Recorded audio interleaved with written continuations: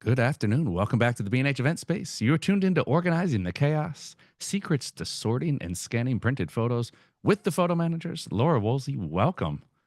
Thank you, Derek. Thanks for having me. Pleasure to have you on. I will let you get started and remind all of our viewers joining us on YouTube. If you do have any questions, feel free to drop them into the chat. We'll get them sent over to Laura. And Laura, I'll see you in a bit for some Q&A.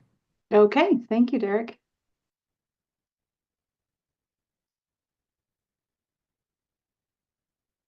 Okay, we good on the screen there? Not seeing it Oh, yet. there we And go. there we go. All right. All right. Hello, everyone. And welcome. I'm Laura Woolsey. I am the owner of Memory Forward, based in Austin, Texas, where I've been helping clients organize, preserve, and digitize their photo collections for nearly 20 years. And if you count my childhood experience, obsessively sorting family photos at the dining room table and helping my mom write names and dates on the back when I was a kid, we could say it's been a lifelong passion. I'm also the co-creator of the Easy Index Scanning Workflow, or EISW for short, with my friend and colleague Adam Pratt of Chaos to Memories. EISW is a method designed specifically for organizing and preparing printed photos for scanning in a way that saves time and makes the final digital collection truly useful. And I'm going to rely on a lot of the elements of that method to give you guys some tips today. And finally, I'm also a member of the Photo Managers, and thanks to Kathy Nelson for making this opportunity for me. I've been a member of that group for, I've lost count, over 10 years, but definitely been integral to my success as a professional photo organizer. So if you're here, you probably have boxes, albums, or bins filled with photos, slides, and negatives, and you've probably thought to yourself, where do I even start? It's overwhelming. Well, today I'm going to walk you through the process we use every single day at Memory Forward, breaking it down into simple, actionable steps. By the end of this session, you'll know how to sort, group, and prepare your photos for scanning in a way that saves time, reduces costs and headaches, and makes your digital archive searchable, shareable, and enjoyable. So let's dive in.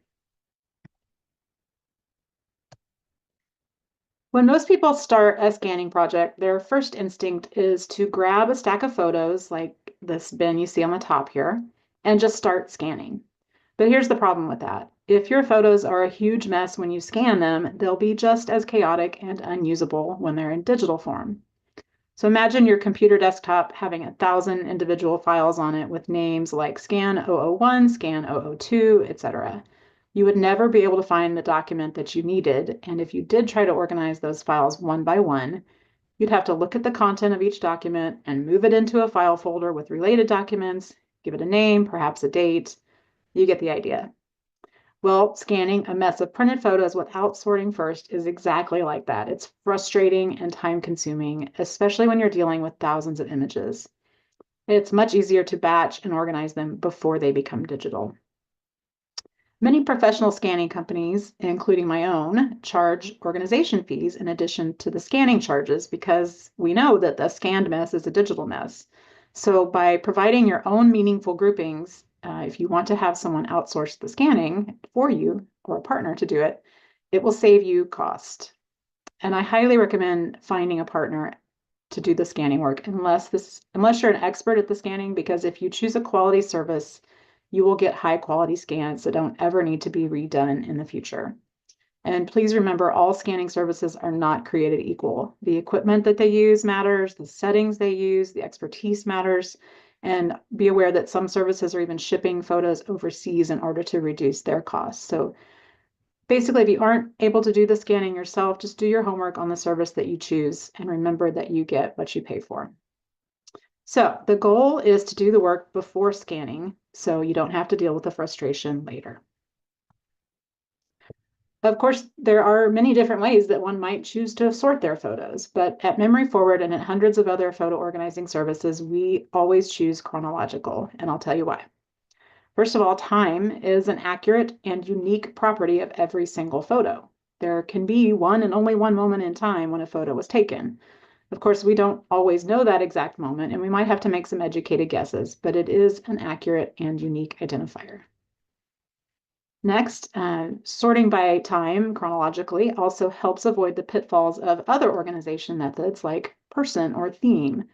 The example I like to use is you've got siblings John and Jamie, and it's Jamie's second birthday, and John's the older brother, and there's a cute picture of John at the birthday party with Jamie. Does that go in Jamie's birthday party? Does it go in Jamie's pile? Does it go in John's pile?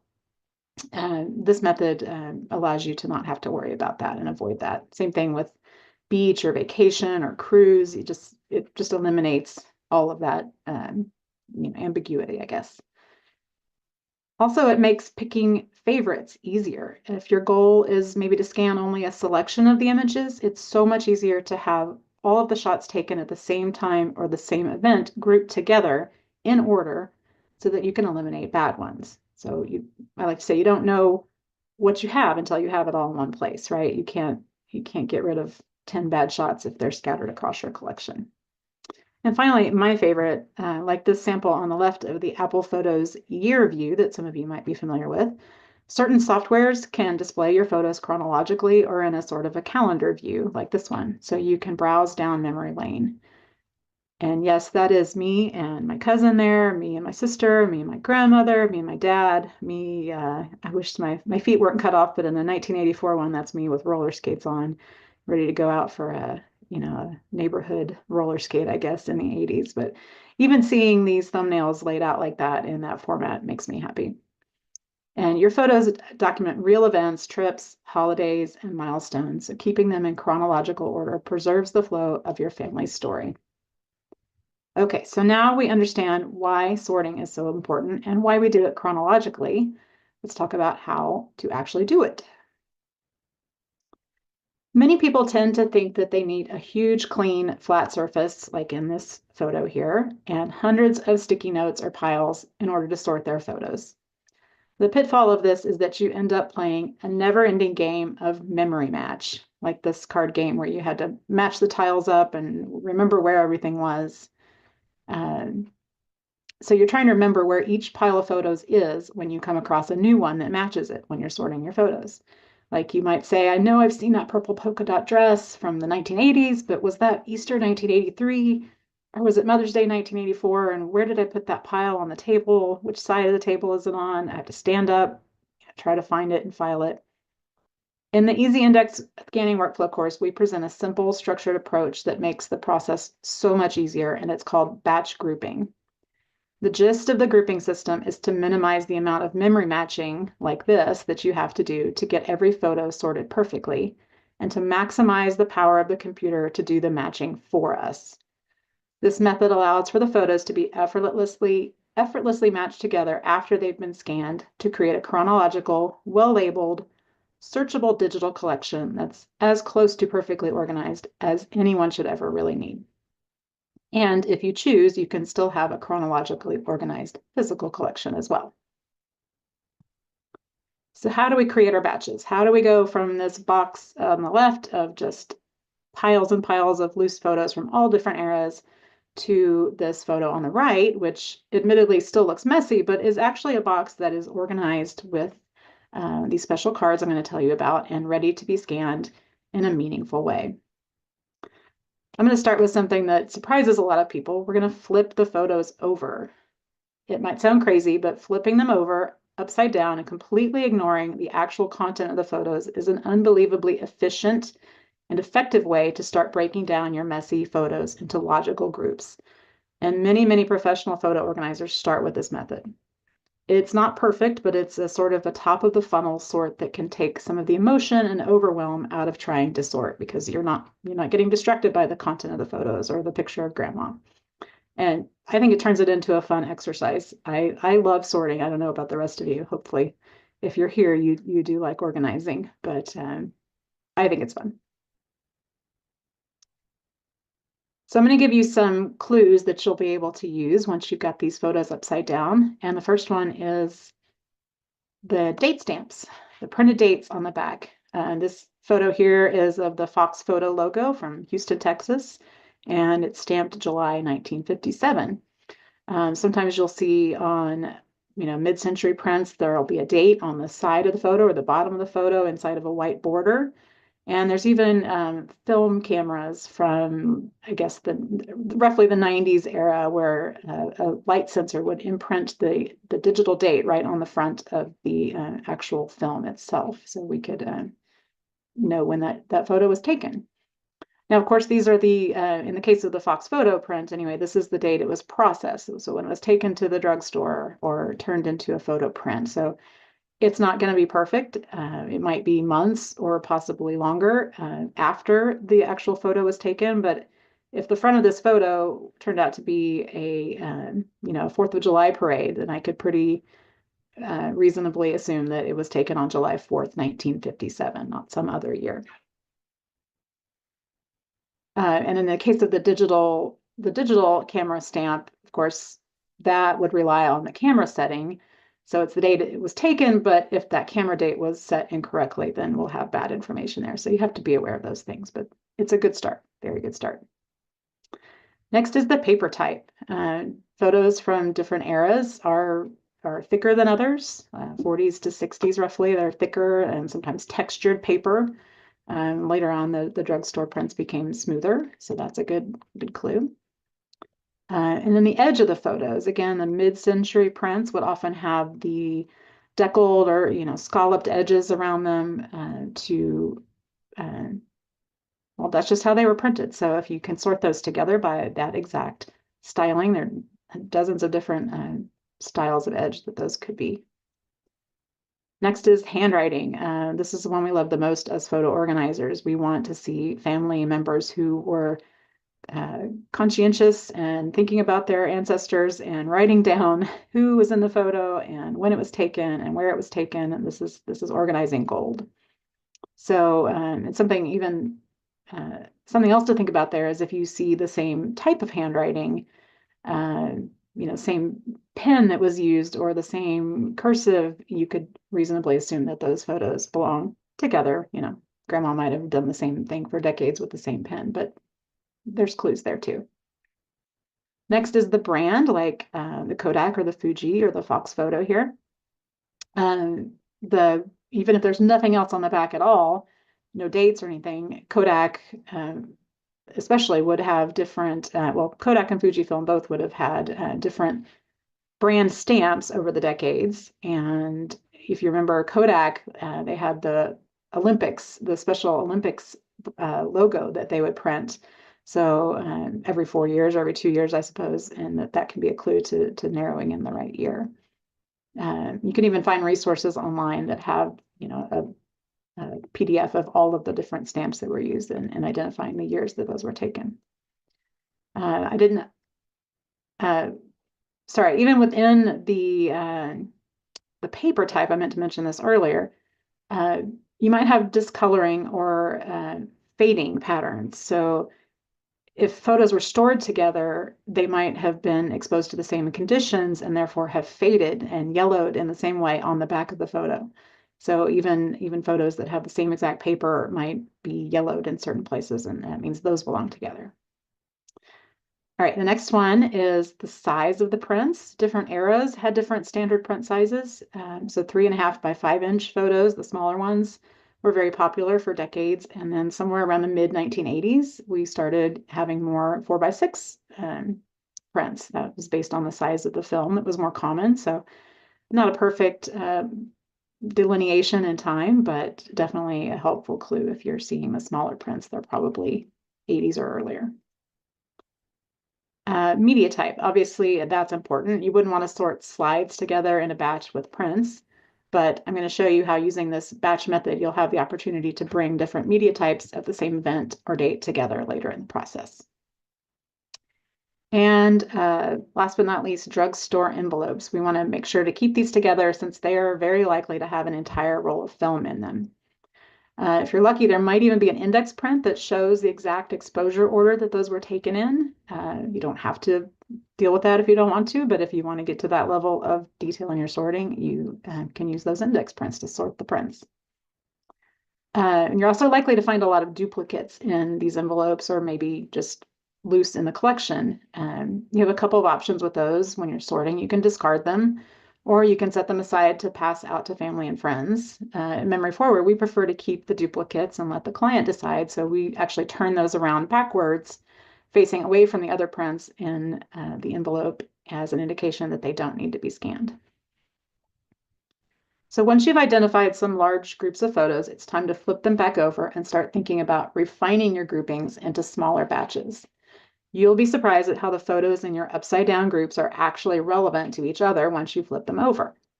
And even if they're not, it will be so much easier to split those groups into smaller ones that do match. Remember, you do not have to get everything perfect. Just group similar photos together when you can, or create a best guess decade batch or year for miscellaneous photo outliers.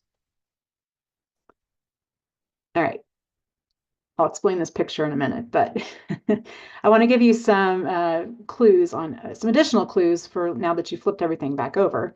We get asked a lot at Memory Forward, how do you know how to sort my photos?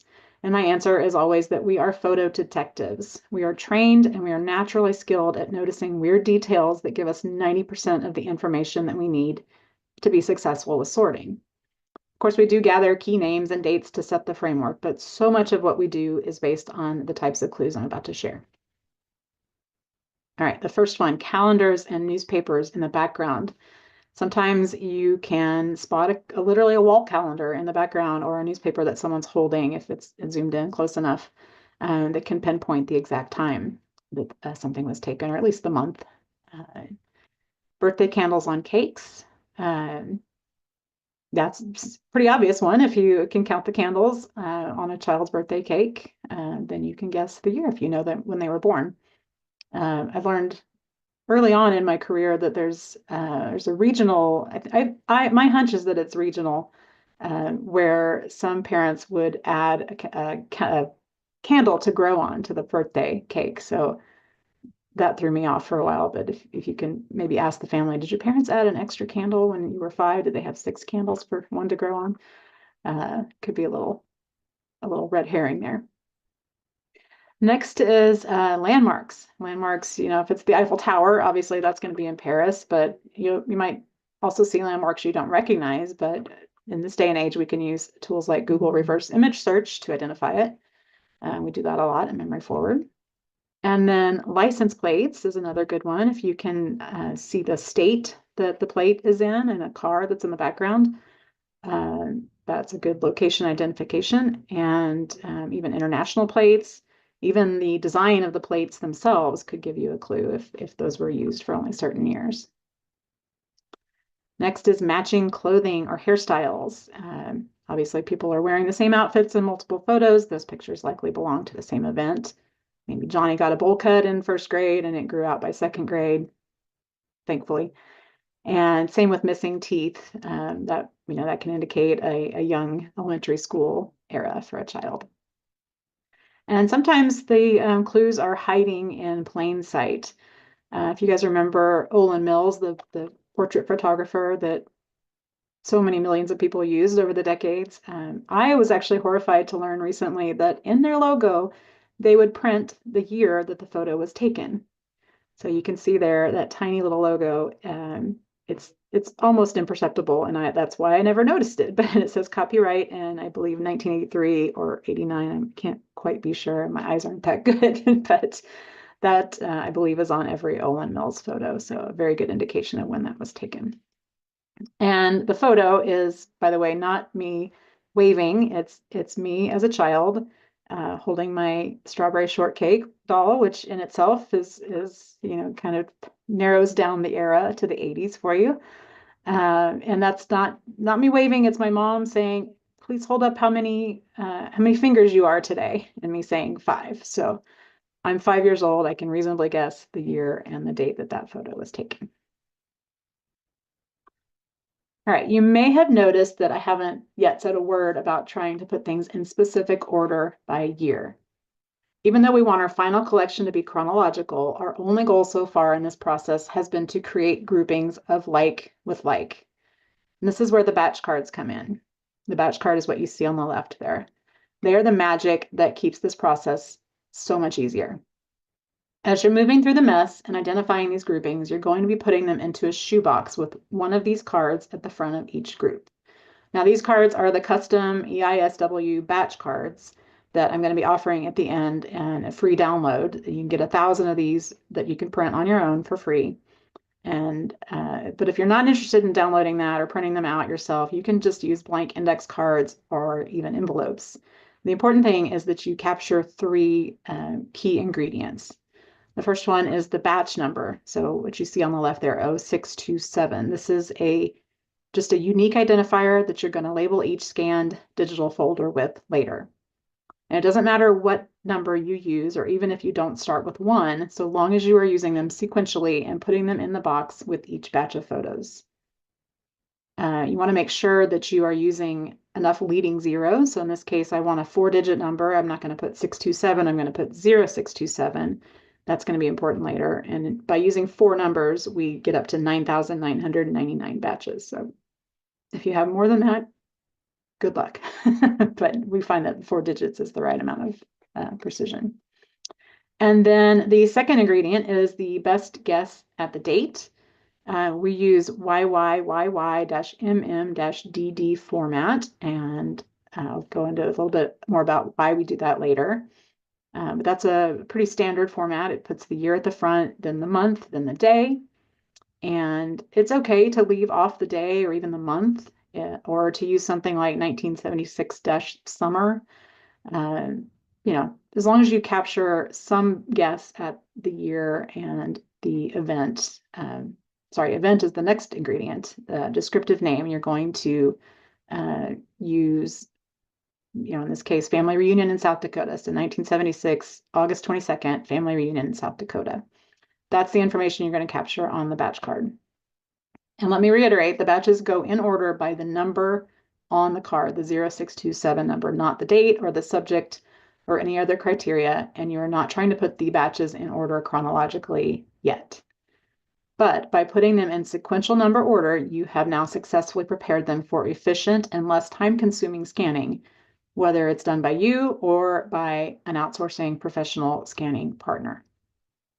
Now, we're not going to get into the how-tos of scanning here, but suffice it to say that it does not matter at all how you scan or even whether you do it yourself. If you can, great. But this workflow will work no matter what. That's the important part.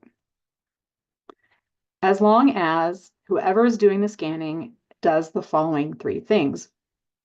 1, they're going to use a new folder for every batch of scans. So every yellow card or every blank index card, every envelope is going to get its own folder.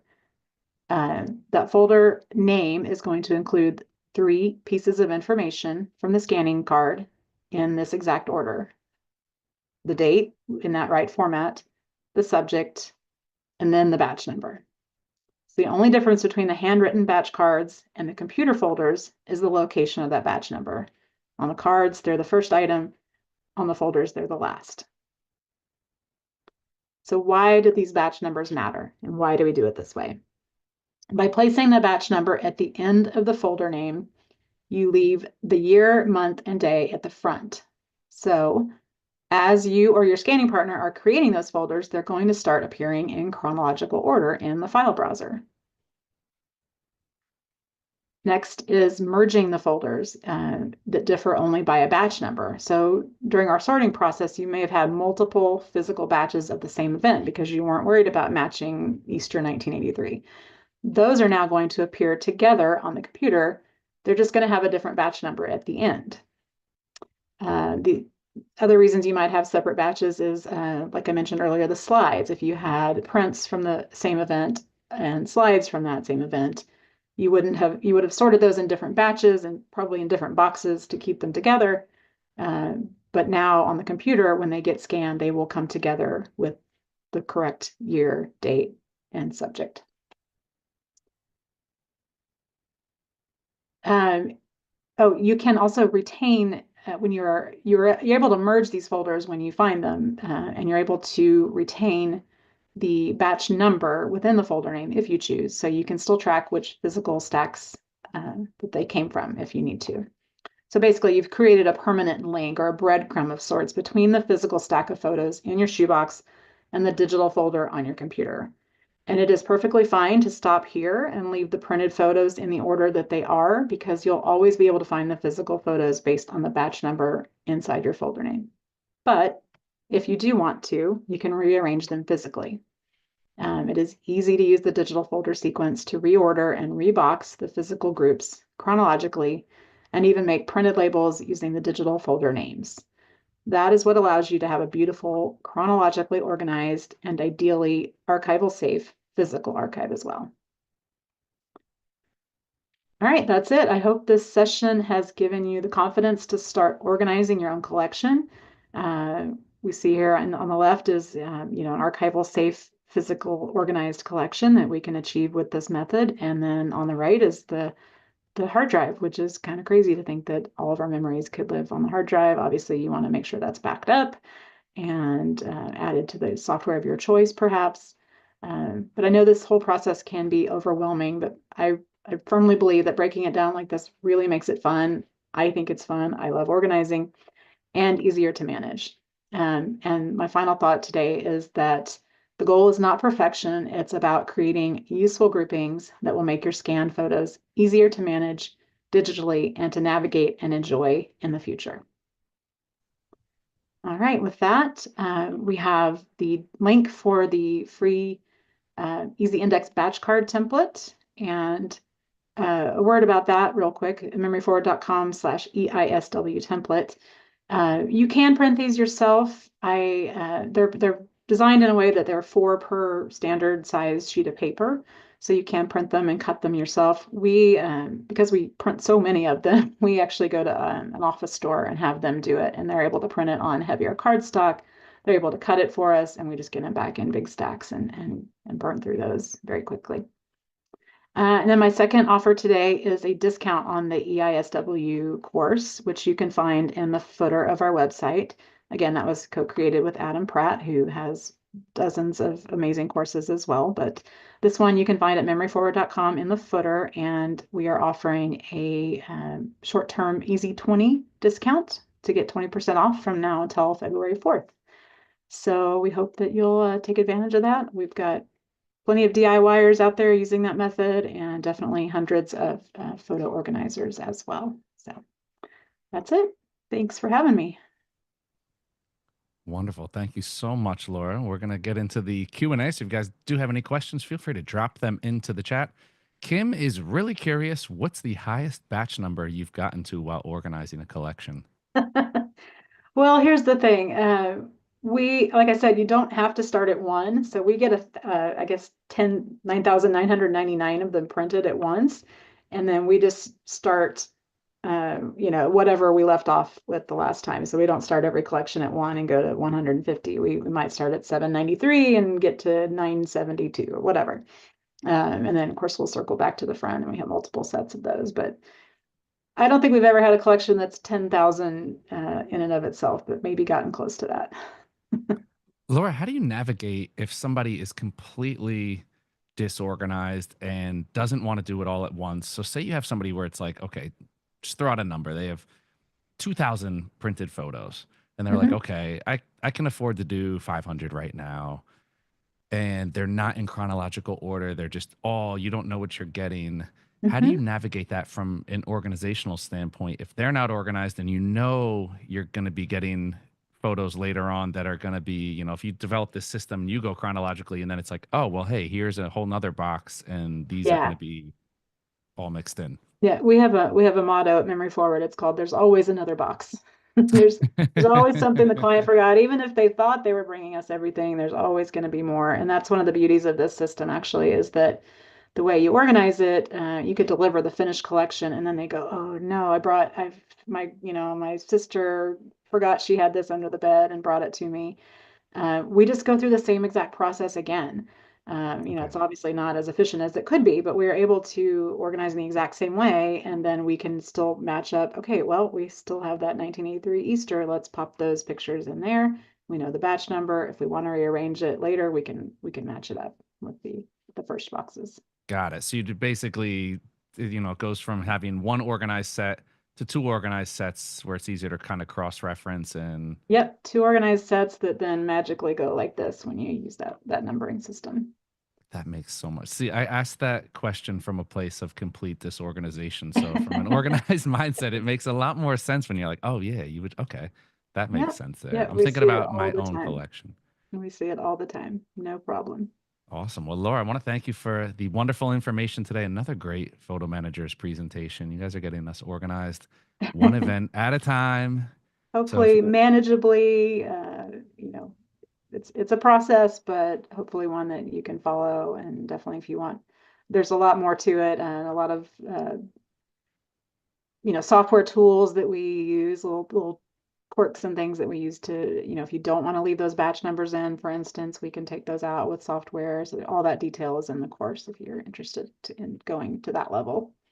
wonderful. And I think the important thing, the main thing that we always hear you guys mention is how much you guys love doing it, which you have to be passionate about something. And it's like so many people that hate organizational stuff, and Uh-huh. you need the people out there that want to organize and that Yeah. really, I mean, it's got to be cool sifting through people's memories and helping them Uh, get It's everything it's a together. privilege to yeah, you almost live vicariously through some of these. You get to experience the world and get a little weepy when you see the daughter getting married, after you've organized her baby photos.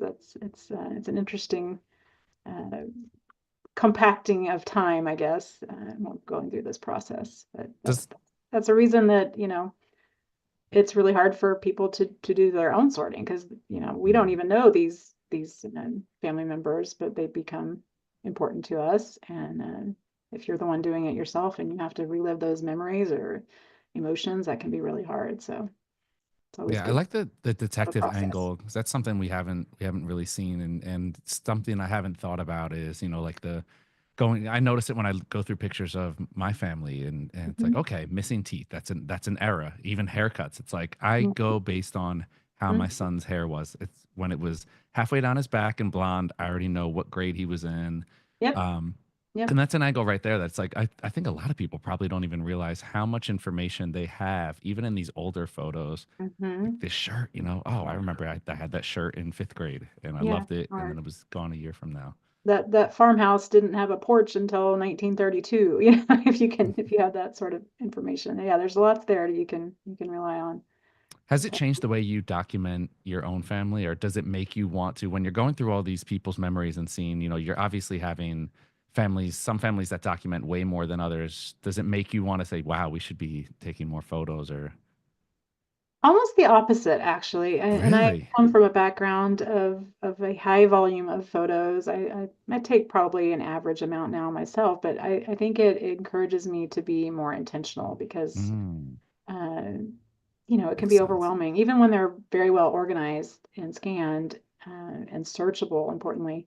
It can still be overwhelming. It's still nice to have just like a subset of favorites or to know that, as you're taking digital photos in this day and age, you take the time at the end of the birthday party or the zoo trip or whatever it is to delete the junk. You don't need to keep every single shot, um, so that you actually can have a reduced amount of things to enjoy because you're not, unless you're going to make a book and tell every second of that trip to the zoo, you probably don't need 100 pictures of it or the gorillas, that kind of thing. So just intentionality, I think, is the key.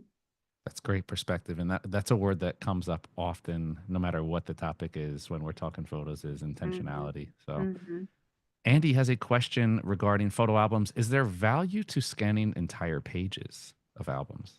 It depends. I mean, yes, there absolutely is value in that, and that's usually when it's an intentional design. Again, that word intentional. Creative memories scrapbook. Someone has made effort to put the pieces together in a collage format that tells a story of sorts, or just even capturing the effort that they put into that. I think is kind of heartwarming. Or if it's like an older album where it's, they're glued down or they have the photo corners and there's captions written underneath those. We like to scan the entire page and then you can still flip through that or have images of that and in their entirety. But we also like to isolate the photos as well so that you're getting the best quality of the individual images. And we can take those captions and add that to metadata inside the photo so that you won't necessarily see the handwriting right alongside it unless you crop it in such a way that you can, but you'll have that information. Um, always permanently baked into that photo.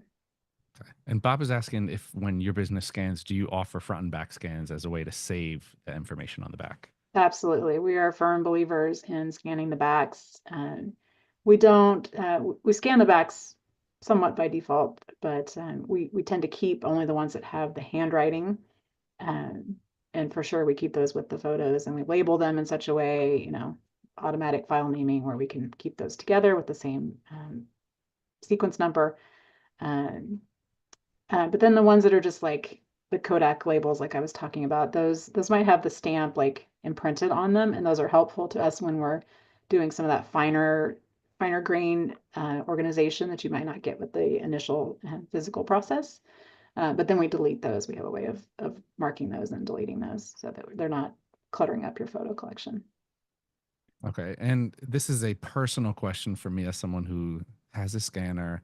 And Yeah. when I first started scanning my old family prints, everything was like I was scanning at a resolution where it's all blown up, and I'm like, yeah, high res is always better. And then of course, every scan takes longer, and then it becomes more tedious.